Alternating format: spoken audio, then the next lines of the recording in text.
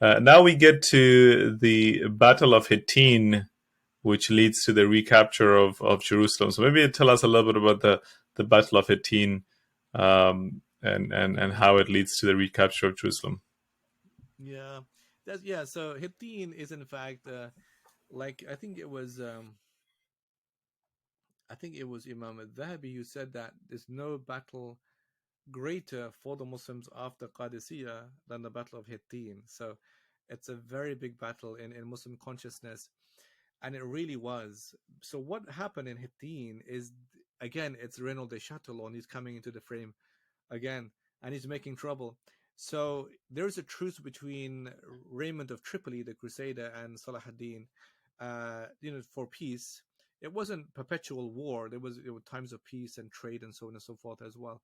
Um, and so what happens is that Renaud de Chatillon broke the terms of that treaty by again attacking Muslim caravans coming back from the Hajj, and not just attacking the caravans and taking the wealth, but killing the people as well, um, including women. And so therefore it was Salah ad-Din says that there's no way I'm gonna let this pass.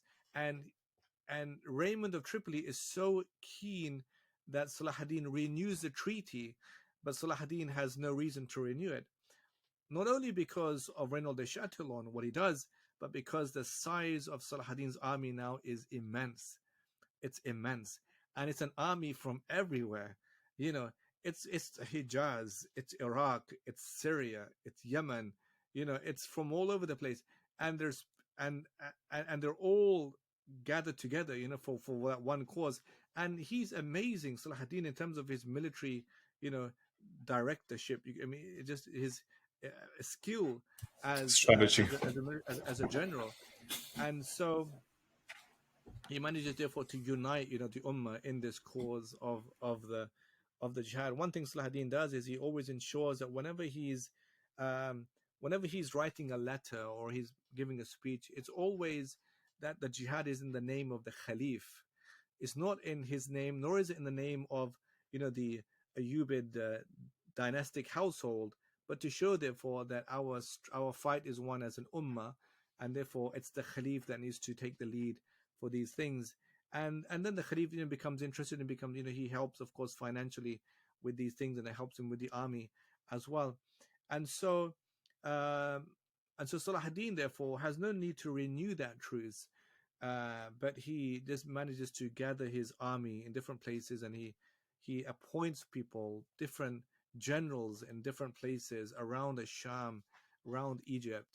Um, and so Salah ad-Din, he takes his army first to Bursa, um, and and then from Bursa they go to Tripoli, if I remember, in Tripoli, not Tripoli, sorry, Tiberias. They go to Tiberias. My mistake, Tiberias. And when they're in Tiberias, of course, is like on the east, on the left of that's the West Bank. There is, of course, the Lake of Safaria, which, of course, the Israelis in their campaign of ethnic cleansing, they rename places as well to kind of Judaize to make the landscape more Judaic and remove the Arabic, the naming of those places. So it's not called Safaria anymore. It's called Zifrit, if I remember, in in, in that location. And likewise, other places as well that they rename as part of their ethnic cleansing program. But in any case, Salah ad-Din stays in Tiberias. He has, of course, a great water supply there, and his troops are stationed there. What happens is that the Muslims realize that there is a castle, small castle in Tiberias, and the castle in Tiberias is being run by a woman called Ashiva. Ashiva is the wife of Raymond of Tripoli, who's all the way there in Safaria. And so now the Muslims didn't know, in fact, she's going to be there running the castle. Uh, and when the news gets to Raymond of Tripoli and the others that this was happened, there's two kinds of responses. So there's a king of Jerusalem who's also there, Guy de Lusignan, his name is. There is Raymond of Tripoli, he's also there. There is the head of the Knights Templars. Knights Templars are a military order, right? They were initially there to protect pilgrims, but they became very powerful and they're very advanced in warfare and they're very hostile to the Muslims. Knights Templars and Hospitallers, but these are military orders. Um, and so the head of them, Gerard de Rightford, he's also there. And Renaud de Chatillon is also there. So you have these key players all there. Then you have the rest of the Crusaders there as well. And they're saying different things. Now, it's interesting that Raymond of Tripoli, who is a husband of that woman, knows that Salah ad-Din has such magnanimity about him as a person and such discipline, he would never harm a woman. He knew that himself, he wouldn't do that. But he's swayed. And also the king of Jerusalem knew that. But they're swayed by Renaud de Chatillon, who's a war hungry, and Gerard de Rightford, head of the Knights Templars, who's also war hungry. They're swayed by them. That evening, it was agreed by the king of Jerusalem, Guy de Lusignan, and the husband, Raymond of Tripoli, that nothing is to be done. That there's no need for us to leave the water supply of Zafaria and go out in the heat of the day because you won't survive. We're not going to make it, right? And it's quite a silly thing to leave your water supply because your horses need water, you need water, otherwise you're just going to die. But I'll tell you what actually happened. Yeah, what actually happened is this: the King of England was a man called Henry II. I don't know if you remember doing in school learning about the what event was it? The killing of Thomas Becket. Did you ever do that in school? I don't think I remember anything from school, but No, okay. So it's a very famous archbishop called in England called Thomas I've Becket. heard that name though. Yeah, that's it. So the story behind it is this, that so the king Henry II wanted him to become archbishop because he believed that if you become archbishop, but they're very close friends, by the way, yeah.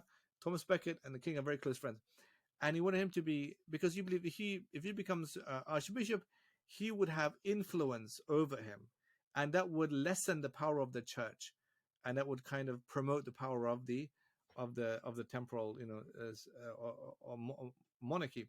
Uh, Thomas Becket, he knew that there's something going on, therefore he refuses this out of like good principle, good values. I'm not going to be used as a pawn for this. He refuses this. Um, when he does this, he gets into a bit of a problem with Henry II's son. I think he kind of I don't know. I think it's might be to do with his marriage. I'm not sure, but anyway, what happens is that you have these bishops, and these bishops they overhear Henry II saying something like, you know, we should get rid of uh, Thomas Becket. You kind of very kind of ambiguous words, but they kind of interpret that to mean we got to kill him, and then they killed him. They killed the Archbishop Thomas Becket, and when this happened, Henry II was kind of really distraught, and he went into like like full time toba to make repentance for the fact that he had played a role in convincing these bishops to kill Thomas Becket, and so he makes penance, and then it was decided that for what he has to do is he has to first he sent his knights to fight Salah ad-Din in the Battle of Hattin. That was one way of making like kafara, like toba, like fighting against the Muslims. And the second thing is he would send money every year to help the Crusaders against the Muslims. He had to do that. So he sent money in like a treasure chest in a big box. What happened is that uh, Gerard de Rightford broke that treasure chest, broke the money, and he took from it. So therefore, there was something they were trying to hide, yeah, and this is why they needed that war. They needed the war to exist between uh, the king of Jerusalem and Salah ad-Din, yeah, because there was money that's unaccounted for, and these guys they ended Ah, up, yeah, it's I see. corruption, it's unaccounted for money, Henry II's money is unaccounted for, And so what happened is that by the evening, although they all slept on that decision, but when Gerard de Rightfoot and General de and Renaud de Chatillon come along, they changed the plan, and so by the next morning, they decided to leave the springs of Zafuria and march towards Tiberias. And Salahuddin, of course, it's a win game after that because they have the water supply at Tiberias. They're not going anywhere, so therefore they're all good and well and healthy.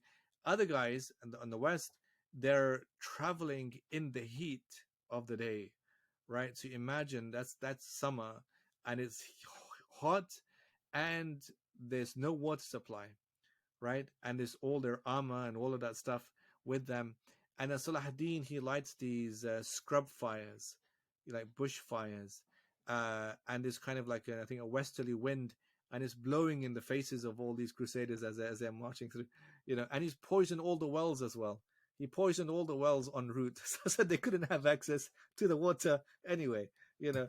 So it's just a disaster for them, and they end up therefore in a place in the horns of Hattin, and it's in Hattin therefore where the Crusaders, of course, they have their people. They also have the true cross, with them. It's being defended by the bishops of Lidda, and Salahuddin gave orders that we need to get the cross first because if we get the cross, then the morale of these people will sink, and they're going to feel as if they're defeated anyway. So therefore, it's heavily defended. But Salahuddin's army, they focus efforts on getting the true cross, which in fact they did do, and and it's really a decisive victory. Imaduddin Isfahani, the biographer and chronicler, he said that the number of dead was so many we didn't believe anyone was taken prisoner, and those taken prisoner were so many we didn't believe anyone was killed. And he said that they were like, he describes it as like people were like porcupines, what I mean, with that many arrows on them. And there's so much poetry therefore about that. He said that the people, one poet says that the people of the Trinity have been killed by the heat, by the arrows, and by another thing, meaning the three of something else, and they're using these kind of these interplays with the language, to revile and to lampoon the Crusader enemy. Um, but it was a big defeat. So what happened is that the all those important people were captured. The king of Jerusalem, Guy de Sillon, Renaud de Chatillon was captured. Uh, uh, um, what's his name? Gerard de Rightfoot, I think, was captured as well, or maybe he was killed. Maybe no, he was captured, and Raymond of Tripoli was also captured. So they're all captured, and then the others were killed. But the Knights Templars are still there, and so it's a very famous scene. You might have seen it in the very famous movie Kingdom of Heaven, where he kind of they all come there, and Salahuddin, he addresses, he gives a bit of a speech, and he addresses the king of Jerusalem, and he says, and it's very hot, and so he offers him like a glass of water, and he drinks from it, and then he gives that water to uh, Renaud de Chatillon, his friend, and Salahuddin says to him that a king can't kill a king. That's not our tradition to kill a king, and nor can a king kill someone who is given water to. So I gave you water, and you're also a king, but I didn't give him the water. You gave him the water. Salahuddin then invites Ron de Chatillon to accept Islam, invites him to Islam, and he refuses. And then he cuts his arm off, and then he throws him off to the Sufis. In fact, it's the Sufis in his army who kill off Renaud de Chatillon. And it was a promise he made anyway that if I ever get hold of him, I'm never going to let him go or take him as prisoner, but I'm gonna kill him. He kills him, and then all of the Knights Templars were all killed because it was believed that there's no use ever taking them prisoner or letting them go because their hatred for Islam is so intense. They're trained in that as these kind of, they're like monks, but they're like warriors, that you can't take a risk with these people, and they were all killed off. And then and then King of Jerusalem is put in exile. He's taken into exile. Um, and that really was the Battle of Hattin, a very decisive victory, for the Muslims, a great blow for the Crusaders. And then what is left except, well, there's going to be capturing the coastline states where Crusaders still exist, and then, or it's going to be the city of Jerusalem. The mind probably would be saying you got to first capture the coastlines because that's always going to mean Crusaders going to cause trouble for you. But the heart, of course, would be saying going to capture Jerusalem. So he does send other parts of his army to capture those other states, which they do recapture: Sidon, Beirut, Tyre. But the no, not Tyre. I don't think it was Tyre, but Ascalon, other areas they recapture. But Salah ad-Din and his army then they head for city of Jerusalem.